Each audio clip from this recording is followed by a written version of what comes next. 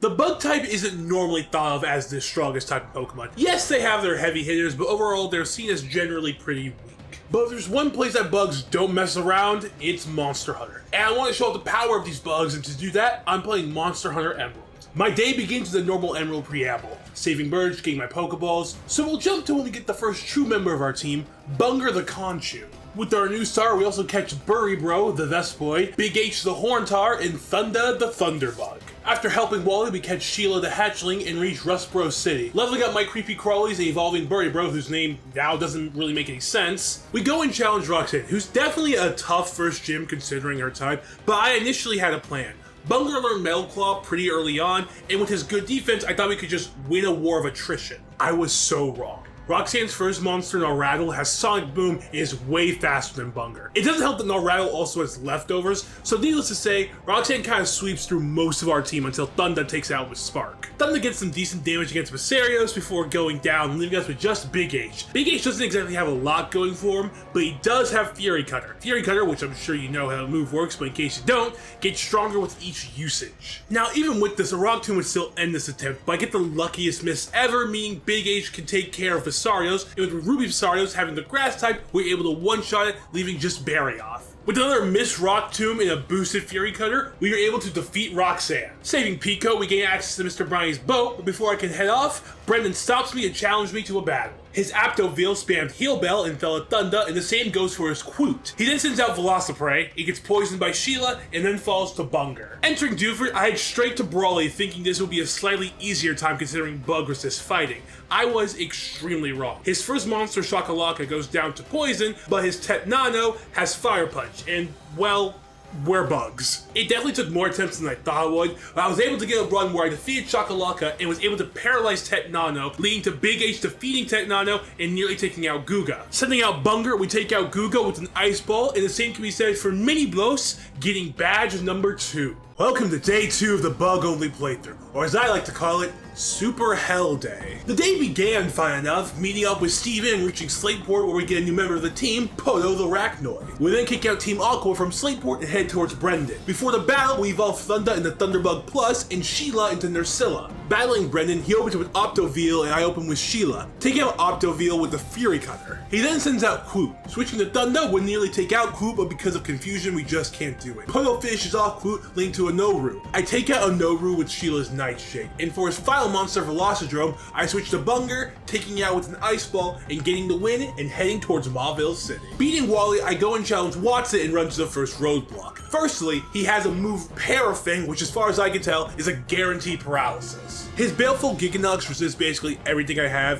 and his Gendrome has a Focus Sash that I don't think works like a Focus Sash is supposed to work. I spent a while bashing my head against the Watson-shaped wall, and finally, we got a winning attempt. His Gendrome follows to Fury Cutter from Big H. Up next is Tobikadachi. I switch to Sheila and use my tried and true Fury Cutter. He then sends out Baleful Giganox. My only real answer for him is Poto, so we set up a Fire Spin and do as much damage as we can before going down. Sending Burrybro out, I use Flash, which does damage now, trying to get an accuracy drop before losing him. Burn takes out Giganox, leading to his final monster, Rajanki. Sending out Bunger, we go back and forth with Frustration and Ice Ball, but Bunger prevails, freeing me from Watson's gym. With Watson defeated, we make our way to Meteor Falls, battling too many baby and adult Rathians and Dodogamas, and just things with fire moves. And yes, I do know that if I turned off Speed Up, I would be able to avoid most of these fights, but my TikTok brain would then get mad at me. So take that, liberal! Making it to Meteor Falls, I scare off Team Magma and then head to Route 115, thinking I could grab a Celtis. I was unfortunately wrong, so we had to then confront Maxie. Maxie was roadblock number 2 with his multiple fire types like Anjanath and Rathalos. I eventually learned that Pokemon sells the level 1 stone, which is kind of like how you evolve a lot of the monsters in this game, meaning I can evolve a Thunderbug into a Dracophage bug. So say hello to Savior, because he was going to save us from the fire types, maybe, hopefully, probably not. I will admit, even with Savior, we were still stuck on Maxie for a while, so I did what had to be done, and I over-leveled. Yes, she may boo me in the comments, but I did what had to be done so I didn't lose my goddamn mind. Challenging Maxie with our new team, he opens with an Isledrome, I open with our newly evolved Podo. Isledrome gets a crit, so I send out Savior, taking it out. Erector also falls to Savior, and Remobra falls to Thunda. Anjanath gets brought real low, and Sheila should have taken it out, but confusion leads to it doing nothing. Big H takes out Anjanath and Desert Celtis, leaving just Rathalos. Big H gets some damage in, and we send out Savior, who I guess actually did save us, because with 2 Stig Powders, we finally defeat Maxi. With Maxi defeated, we have one more Fire-type trainer to overcome, Flannery. Being just a little bug guy, I figured this one was going to be rough. But with a lot of luck on our side, it didn't take as long as I thought it would. She opens with Chattacabra and I open with Bunger, Rock Smashing into Chattacabra until Bunger falls, sending out Thunder to take care of Chattacabra. I swap to Savior, barely living an overheat from Anjanath, getting in some great damage and finishing off with Thunder. Thunder quickly deals with Rathalos, and Flannery's Gravios misses its overheat, meaning Thunder can take it out as well, leaving just Agnactor. The Thunder train doesn't stop because he gets a crit on Agnactor, getting us the win and ending day 2. Day 3 begins with us battling Father Dearest Norman. After the hell that was Watson and Flannery, it was a welcome bit of ease with Norman. Did we beat him on the first try? No, but it didn't feel like I was voluntarily torturing myself fighting him. Norman opens with a Kelby against Big H, and he defeats Kelby with an X-Scissor. Aptonaut EX is sent out next, defeating Big H. Switching to Podo, I burn the Aptonaut and then heal stall until burn plus Fire Spin defeats it. Norman then sends out Congalala, defeating Podo. Switching to Thunder, we defeat Congalala easily with the Thunderbolt. Boldrome, who is way scarier in this game than in Monster Hunter, is sent out. I swap to Sheila, taking a Facade. I try my best to keep Sheila alive, but she and Savior go down to Boldrome. Bunger's Leech Life plus Poison damage defeats Boldrome, leaving Norman with just Emerald Congalala. Congalala acts like slacking, so it loafs around every other turn, meaning Bunger can Leech Life one turn and encounter when he actually attacks, eventually defeating Norman and his green 8. With Norman's defeat, we get Surf. Slight problem though, none of my bugs or Jagras can learn Surf. So I think, okay, I'll go get the old run, head over to Mr. Briny, only to see he's nowhere to be found. So I thought, oh, I must have came in through Slateport back to the mainland. So I mosey my way down there, but nope, wrong. Mr. Briny just no longer exists. He's been lost to the ether. After a little research, I learned that Tet Nano can be caught on the early routes, so we catch the Surfer and cross the small river on Route 118, where we can finally catch Celtis. I name him Slay and kick Team Aqua out of the Weather Institute.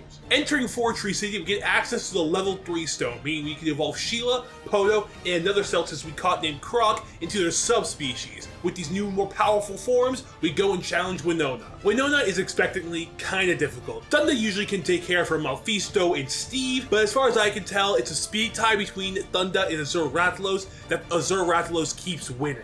So we switch to Podo and hit an Electro Web, slowing him down, meaning Thunder can come back, taking out Azure Rathalos. Astalos is the main problem, because it has Volt Absorb, meaning I can't just Thunderbolt him, so I switch to Savior and get a crit, but it's sadly not enough to defeat it. Sending Sheila out, I'm able to poison Astalos, and then healing through his damage, poison slowly reduces his health to 0. With the roadblock out of the way, Hypnocatrice comes out. I switch to Croc, getting some great damage in with Dig before going down. And then Thunder is able to defeat both Hypnocatrice and Vespoid Queen, getting us the win. Day 4s are always some of the longer days because both Elo teams decide to do so much before Tate and Liza. We begin by evolving both Celtises into their Queen form and enter Lily Cove City battling Brendan. He opens with an Isledrome and I open with Croc, defeating Isledrome with a Dig. Up next is Aptonaut EX. Switching to Podo, we defeat it with a Flamethrower. Alpetris falls to Savior's Dragon Pulse, and Balahara goes down to Hornleech. Tigrex takes out Slay, so I send out Thunder to defeat it. Brendan's Magnavalo falls to Savior, and we get the win. With Brendan defeated, I get some held items for my bugs, even a suspiciously priced charcoal, and we head to Mount Pyre. We reach it too late to stop Team Aqua, but we do get access to the Magma Hideout. Reaching Maxi, he uses the Blue Orb, pissing off Groudon, somehow blames me for it, and forces me into a battle. He opens up with Nursilla against Croc. Nursilla is eventually switched out for Astalos, who takes out Croc.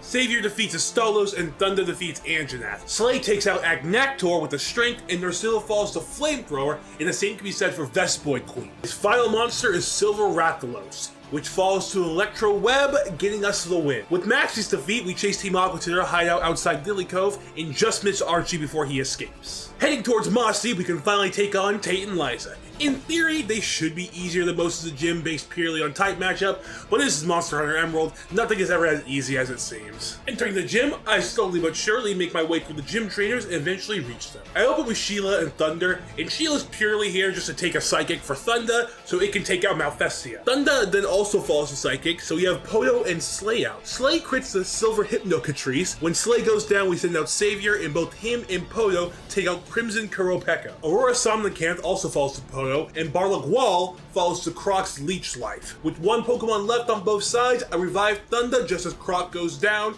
getting the win over Tate and Liza. After we kick Team Magma out of Moss Deep with Steven, we confront Team Aqua at Seafloor Cavern, just in time for Archie to activate the red orb, pissing off Kyogre and battling me. His Shroud Nursilla falls to Burrybro, and his Aurora Somnicanth goes down to Sheila's X-Sister. Slay defeats his Deviljho, and his Abyssal Gaiacris, Green Plesioth, and Emerald Congalala all fall to Thunder, getting us the win. With Archie's defeat, we head outside to see the end of days, so we head off to Sky Pillar, waking up Rayquaza to save the Hoenn region. And with the Hoenn region saved, we can go challenge the final gym leader, Hoenn. For Hoenn's gym, we can actually only enter with 5 actual members of the team because we needed the server to even be able to get to his gym. Hoenn opened with Barbaceros, I opened with Burrybro, defeating it with the Fly. We lose Burrybro against Celtis Queen, leading to Thunder to defeat Celtis Queen and Purple Hermitaur. With Green Plesioth, I send out Sheila and defeat it with Electro Web. Tile Narjalala is sent out and falls to Slay's Horn Leech. His final monster is Abyssal Gaiacris.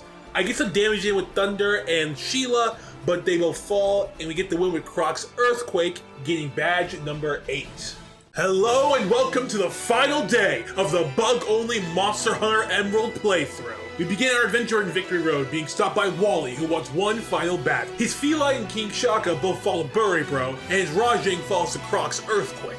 His Lunagaron defeats Sheila, so we send out Slay, defeating it with a Strength. His next monster is Arcveld, and not knowing its type at the time, I really struggled to defeat it until we sent out Thunder, defeating both Arcveld and Deviljho. After Wally's defeat, we quickly made our way through Victory Road and reached the Elite Four. Starting with Sydney, Sheila defeats his Vibratobi Kadachi, and we lose Sheila to his Deviljho. Croc defeats Deviljho, Gobble, Anjanath, and Odogaron before falling to Gormagala. We then send out Savior, defeating Gormagala and getting our first win in the Elite Four. Challenging the next member, Phoebe, Croc defeats her Arcveld, Magnamalo, and Greek Nargacuga with Earthquake. Her Chaotic Gormagala luckily misses its Outrage and falls to a Dragon Pulse from Savior. Ralabon defeats Savior and falls to Poto's Flamethrower. Her final monster is White Monoblos.